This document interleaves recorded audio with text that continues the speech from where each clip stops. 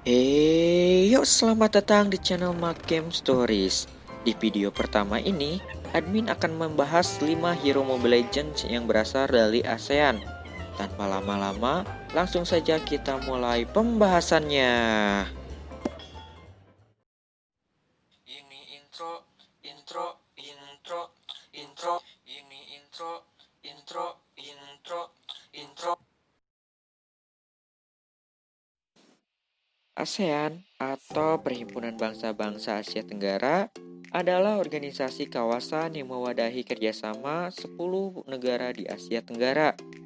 ASEAN dibentuk pada tanggal 8 Agustus 1967 di Bangkok, Thailand oleh 5 negara pendiri yaitu Indonesia, Malaysia, Filipina, Singapura, dan Thailand melalui penandatanganan Deklarasi Bangkok. Negara-negara anggota ASEAN berdasarkan tanggal menjadi anggota adalah Indonesia, Malaysia, Singapura, Thailand, Filipina, Brunei Darussalam, Vietnam, Laos, Myanmar, dan Kamboja. Nah, di antara 10 negara yang terdapat pada ASEAN, ada beberapa orang dan karakter cerita rakyat atau sejarah negara yang diangkat menjadi hero Mobile Legends. Berikut pembahasannya.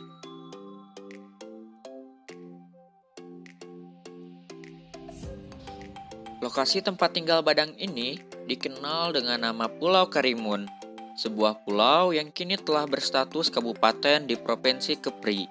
Secara geografis, letak Pulau Karimun berdekatan dengan dua negara yaitu Malaysia dan Singapura. Hanya butuh 45 menit perjalanan saja menggunakan feri cepat menuju Johor, Malaysia. Diceritakan, di sebuah pulau kecil hidup seorang pria bernama Badang. Ia merupakan seorang yang amat rajin. Ia bekerja sebagai budak pada seorang tuan yang amat kaya raya bernama Nirasura. Badang bekerja sebagai penebas pohon di hutan. Pohon-pohon yang ditebang guna untuk memperluas ladang-ladang baru. Pada zaman itu, para pekerja tidak dibayar dengan uang, melainkan dengan beras. Beras yang ia terima, ia tanak menjadi nasi untuk makan sehari-hari. Badang merasa hambar dengan nasi yang dimakan tanpa lauk pauk. Kemudian terpikir olehnya untuk menangkap ikan di sungai. Sore hari, selepas bekerja menebang pohon, Badang memasang lukah di sungai yang dilewatinya. Lukah jika di Indonesia adalah bubu, alat penangkap ikan yang terbuat dari bambu atau rotan. Badang memasang lukahnya setiap sore hari dan diangkat setiap pagi hari saat mulai pekerjaannya.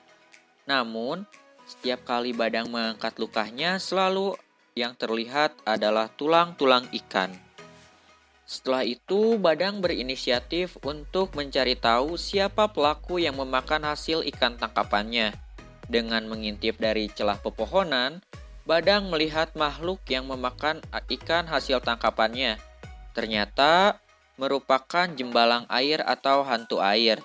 Bentuknya tinggi besar melebihi rumah, rambutnya gondrong sepinggang, janggutnya panjang menutupi dadanya yang berbulu, memiliki 2 tanduk di kepala, dan bermata merah redup. Sehabis memakan ikan di dalam lukah tersebut, jembalang air itu pun tertidur pulas. Karena rasa emosi yang sudah memuncak, Badang pun memberanikan diri untuk menghadapi jembalang air itu.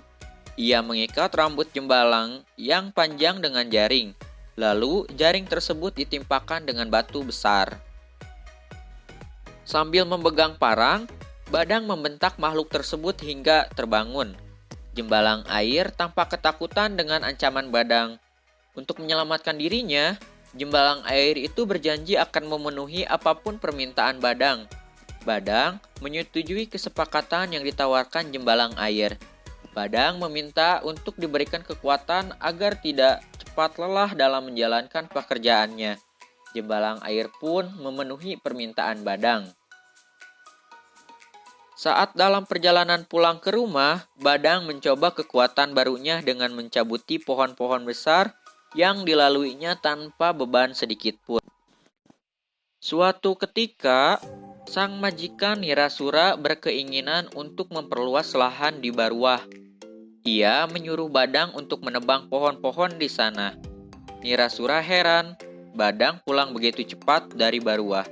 Ia curiga Badang tidak melaksanakan perintahnya. Badang mengatakan kepada Nirasura bahwa ia telah melakukan pekerjaannya dengan baik. Pohon-pohon di hutan Baruah telah rata, membentuk ladang yang baru. Badang juga berkata ia melakukannya seorang diri. Nirasura masih tidak percaya bagaimana mungkin pohon-pohon besar itu bisa dilakukan si Badang dalam sehari seorang diri. Badang menceritakan kepada Nirasura tentang kejadian yang dialaminya beberapa waktu yang lalu. Nirasura terenyuh mendengar cerita Badang. Ia lalu membebaskan Badang. Badang pun terbebas dari status budaknya. Badang bebas mencari pekerjaan baru yang diinginkannya sehingga suatu ketika kekuatan si Badang pun tersohor hingga Temasik atau Singapura. Konon kabar kekuatan si Badang menyebar kemana-mana karena peran tuan lamanya Nirasura. Badang menghabiskan sisa hidupnya di sebuah pulau kecil di gugusan Kepulauan Karimun, Provinsi Kepri, tepatnya di Pulau Buru. Ia wafat di kepulauan kecil tersebut dan dimakamkan di sana. Hingga kini, makam Badang dapat disaksikan di Pulau Buru. Banyak pelancong yang datang ke Karimun menyempatkan untuk berziarah ke makam Badang. Dari Pulau Karimun besar menuju Pulau Buru hanya berjarak 15 menit saja dengan menggunakan feri cepat. Di pulau ini juga terdapat sisa peninggalan masjid tua nan bersejarah bernama Masjid Abdul Ghani. Di dalam game, Badang termasuk hero dengan role fighter yang memiliki kemampuan luar biasa. Bahkan, hanya dengan sekali combo, Badang mampu menghabisi musuhnya dengan mudah.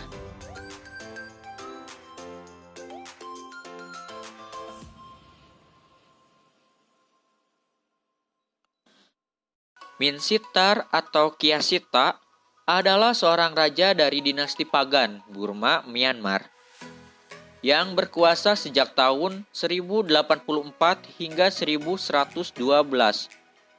Sebelum menjadi raja, Kiasita merupakan seorang jenderal yang populer karena sukses memimpin invasi militer besar kekaisaran Pagan. Keagungannya sempat ternoda oleh kasus perselingkuhan dengan Ratu Manisanda yang membuat Kiasita diasingkan 2 kali pada tahun 1070-an dan 1080-an. Namun, dia berhasil memulihkan nama besarnya setelah mengatasi pemberontakan suku Mon. Dia pun naik tahta setelah Raja Saulu yang saat itu menjadi pimpinan dinasti Pagan tewas pada pemberontakan. Saat menjadi raja, Kiasita dikenal sebagai pemimpin yang bijak selama 28 tahun kepemimpinannya. Kiasita berhasil menjaga perdamaian kekaisaran Pagan serta membuat rakyatnya sejahtera dari sisi ekonomi maupun budaya. Di eranya, Kiasita juga dikenal sebagai sosok persatuan karena berhasil membuat fakta perdamaian dengan suku Mon yang dulu memberontak. Di dalam game, Minsitar merupakan hero fighter dengan kemampuan yang cukup unik.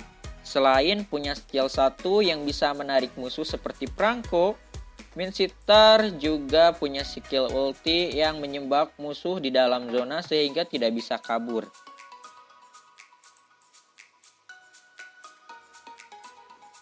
Lapu-Lapu adalah sosok pahlawan asli yang sangat dihormati oleh rakyat Filipina. Lapu-Lapu alias Kalipulako adalah pejuang yang menjadi kepala suku bangsa Mactan di Visayas. Dia dikenal karena kegigihannya melawan penjajahan bangsa Spanyol di abad ke-16. Rakyat Filipina mengingat kisah kepahlawanannya saat dia menghadapi invasi pasukan Spanyol di bawah kepemimpinan Ferdinand Magellan. Hanya berbekal tombak dan parang, Lapu-Lapu mampu mengalahkan pasukan Spanyol dan membunuh Magellan beserta anak buah kepercayaannya. Peristiwa yang terjadi pada 27 April 1521 itu lalu terkenal sebagai pertempuran Mactan. Sebagai penghormatan atas perjuangannya, rakyat Filipina mendirikan patung Lapu-Lapu dan mengganti nama kota Opon di wilayah Cebu menjadi kota Lapu-Lapu. Dia pun diangkat sebagai pahlawan nasional Filipina yang pertama. Di game, Lapu-Lapu merupakan salah satu fighter yang punya efek AOE atau Area of Effect melalui skillnya. Hero ini mampu menyerang musuh secara bersamaan.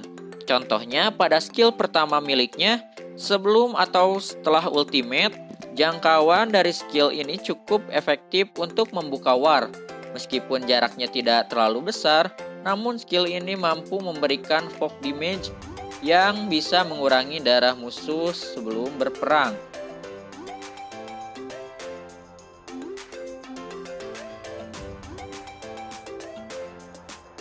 Pada zaman dulu, ada sebuah kerajaan di Pulau Jawa. Rakyatnya hidup makmur dan sejahtera. Kerajaan itu dipimpin dengan bijaksana oleh Prabu Mundangwangi. Ia mempunyai permaisuri bernama Dewi Rembulan dan dikaruniai seorang putri yaitu Dewi Kadita yang sangat cantik. Pada zaman itu, seorang raja biasanya mempunyai istri lain yang disebut selir. Demikian pula Prabu Mundangwangi.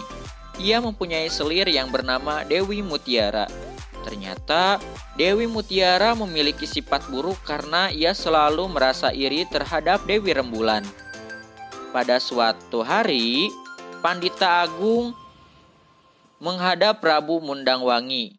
Ia menyampaikan bahwa tidak lama lagi Prabu Mundangwangi akan memperoleh putra dari selirnya, yaitu Dewi Mutiara. Prabu Mundangwangi sangat bahagia karena ia sudah lama menunggu lahirnya anak keturunannya. Beliau berjanji akan mengangkat putranya menjadi putra mahkota walaupun dilahirkan oleh selir.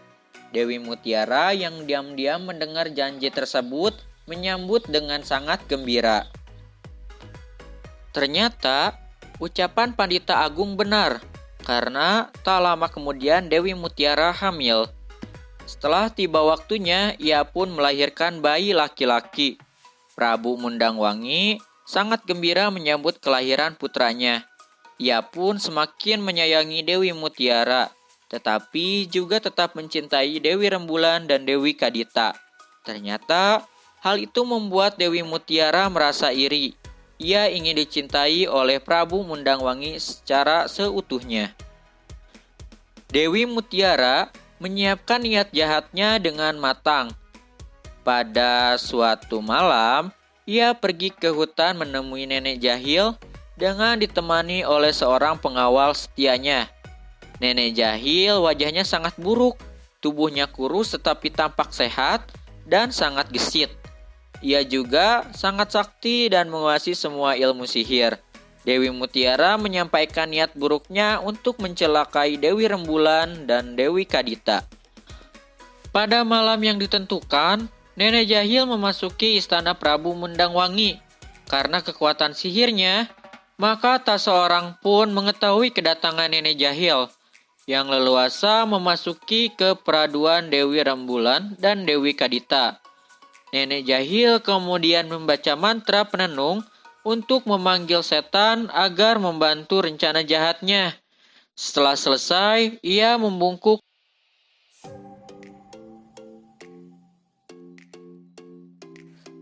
Esok harinya, didapatkan tubuh Dewi Rembulan dan Dewi Kadita dipenuhi borok dan kudis yang mengeluarkan bau busuk. Seketika, seluruh penghuni istana menjadi gempar. Prabu Mundangwangi merasa sedih, bingung, dan kesal menjadi satu. Pandita Agung dan para tabib didatangkan untuk menyembuhkan penyakit yang menimpa permaisuri dan anaknya. Sayang sekali tak seorang pun berhasil menyembuhkan mereka. Karena khawatir penyakit yang menakutkan itu menular, maka Prabu Mundangwangi segera memerintahkan pengawalnya untuk mengasingkan mereka ke hutan. Akhirnya, pada suatu pagi, Dewi Rembulan dan Dewi Kadita dimasukkan ke dalam dua tandu besar dan ditutup kain dengan rapat. Kemudian dibawanya menuju hutan belantara. Setibanya di hutan, kedua tandu itu dibuka dan para pengawalnya langsung lari meninggalkannya. Dewi Kadita berusaha membuang kesedihannya dengan berjalan menyusuri hutan. Tak lama di hutan itu, Dewi Rembulan kemudian sakit dan semakin lemah.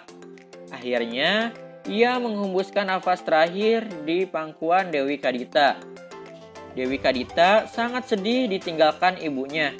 Tubuhnya semakin kurus dan penyakitnya semakin parah.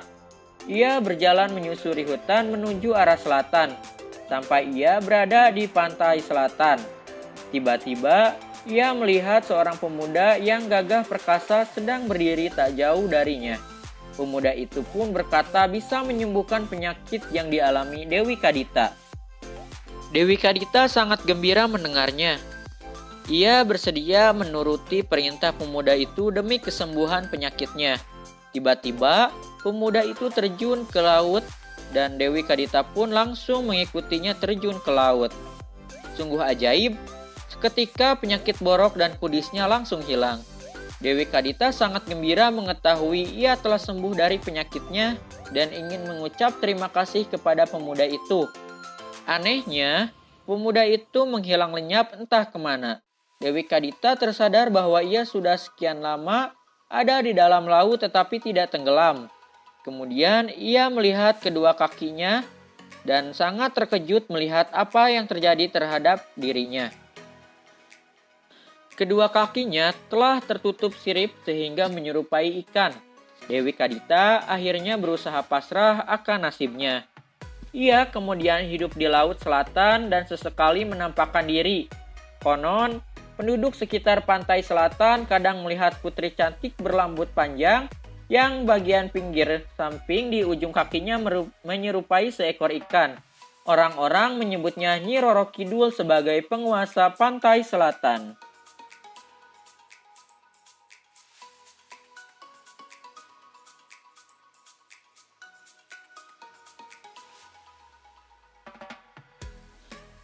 Gatotkaca dilahirkan dari ibu yang bernama Dewi Arimbi, yang merupakan makhluk raksasa anak Prabu Tremboko dari kerajaan Pringgadani. Alkisah saat lahir, dia dinamakan Jabang Tetuka. Sampai usia 1 tahun, belum ada satu benda pun di tanah Amarta yang sanggup memotong ari-ari atau tali pusarnya. Arjuna sebagai pamannya pun bergegas bertapa memohon pada dewa untuk memberikan pusaka guna mengatasi hal ini. Tak disangka dari pihak Kurawa karena juga memohon hal yang sama. Namun karena meminta pusaka jelas untuk tujuan yang lain. Batara Narada selaku utusan langit pun kecele melihat rupa kedua kesatria ini. Beliau pun salah memberikan pusaka Kantau Jaya kepada Karna bukan Arjuna. Ya, pada saat itu dipercaya para dewa pun memihak kubu Pandawa saat era perang Kurusetra. Arjuna bergegas melesat terbang mengejar Karna. Keduanya terlibat pertempuran sengit yang membuat pusaka terpisah menjadi 2.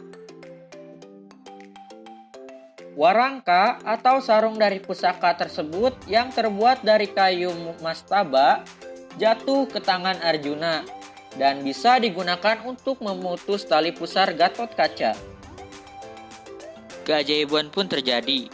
Warangka tersebut hancur dan melebur masuk ke dalam perut Gatotkaca, menyebabkan dia menjadi sangat sakti mandraguna. Namun, sayang saat itu juga tercetus ramalan bahwa Tetuka akan tewas di tangan pemilik senjata Konta. Jabang Tetuka alias Gatotkaca itu kemudian langsung ditempa senjata pusaka dan ajian. Karena itulah Gatotkaca kemudian kita kenal mempunyai otot kawat tulang besi sumsum gala. Setelah itu, bayi kecil ini dibawa ke Kayangan untuk langsung bertempur menghadapi musuh para dewa bernama Pati Sekipu utusan Kala Prakona dari kerajaan Trabela Suket yang berniat untuk meminang bidadari Hayangan. Sekipu tak kuat menahan malu setelah mengetahui kesaktiannya seakan jadi ampas di hadapan Gatotkaca. Dia menyerah dan menyerahkan kembali Gatotkaca ke Batara Narada. Oleh sang tangan kanan Batara Guru, si bayi Gatotkaca dilempar ke kawah Candra di muka. Ditambah pula, para dewa kembali menghujam dengan berbagai pusaka. Dan seketika, Gatotkaca keluar kembali ke permukaan dengan wujud pria dewasa perkasa dan seketika membantai Sekipu dengan sekali gigitan. Mengetahui hal tersebut, Prabu Kresna yang sejak awal menjadi penasihat Pandawa memutuskan untuk memotong taring Gatotkaca dan memintanya untuk tidak lagi menggunakan sifat trah raksasanya. Batara Guru, Raja Hayangan kemudian menghadiahkan seperangkat pakaian pusaka yaitu caping Basunanda, kotang Antrakusuma, dan terompa pada Daka Carma untuk dipakaikan Tetuka, yang sejak saat itu diganti namanya menjadi Gatotkaca. Dengan menggunakan pakaian pusaka tersebut, Gatotkaca mampu terbang secepat kilat menuju kerajaan Trabelaksuket dan membunuh Kalaprakona, sang musuh para dewa. Dalam game, Gatotkaca bisa menjadi hero lini depan yang sangat bagus, sangat tanky, dan memiliki potensi untuk memulai team fight.